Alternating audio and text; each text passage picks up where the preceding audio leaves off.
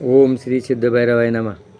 बघा आता काय झाली, आनंदाची दीपवाळी. आता दीपवाळी झाला, पण महादीपवाळी सण किती दिवस होता? 6 दिवस. पण आपल्याला वर्षभर पुरण्याकरता काय पाहिजे? घरामध्ये घर असावे घरासारखे, नकोच निस्त्या भिंती, तिथे असावा प्रेम जिव्हाळा, नकोच निस्त्या नाती. तर मग घरामध्ये काय पाहिजे आपल्यात? प्रेम. ती माझी कोण आहे? आई आहे. ती माझी वडील आहे. ती माझा भाऊ आहे. तो माझा कोणीतरी आहे. मग एकमेकाचं काय पाहिजे? प्रेम पाहिजे.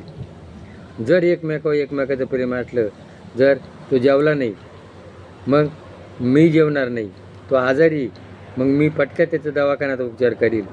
म्हणजे एकमेकावर प्रेम करून एकमेकाच्या जीवाचा विचार करणं हा कुटुंबाचा अवस्था आहे. तर आज कुटुंबात काय झालेलं आहे? कुटुंबामध्ये काय झाले? गोठे झालेत. जनावराला जर वैरण घातली का ते खातं, दुसऱ्याचा विचार करीत नाही. आज प्रत्येक कुटुंबामध्ये काय झाले? कोणी कोणाचा विचार करत नाही. हा आला जेवला गेला, तो आला जेवला गेला, विचार नाही, आचार नाही, काम नाही, धंदा नाही. म्हणजे काय झाले? गोठे झाले. आणि मग जर गोठे झाल्यानंतर एकमेकावर प्रेम नसल्यामुळं काय झालं? आनंद मिळत नाही. मग खरा आनंद मिळत नाही पाहिजे असला, आनंद साठवावा या झोपडीत माझ्या. तर पूर्वी काय होत्या? झोपड्या होत्या. पण झोपडीमध्ये काय होतं? प्रेम होतं. आज आदिवासी भागामध्ये लोक कसे जगतात? एकमेकावर प्रेम करतात, एकमेकाच्या उभीनं जगतात. आज बंगले झाले, साधनं झाले आणि माणसाचा माणूस दुरावला. म्हणून माणसाला जर एकत्र येण्याकरता एकमेकावर जर प्रेम केलं तर खऱ्या अर्थानं आनंद मिळणार आहे.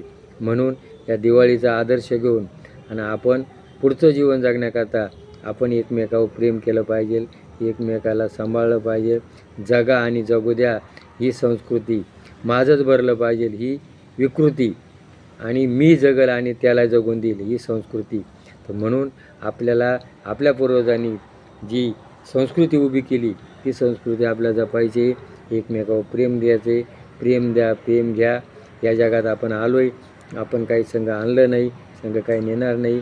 म्हणून हाय तोपर्यंत कसं जगा? आनंद जगा. हे जर पटलं असेल तर क्लिक करा. जय भैरवनाथ.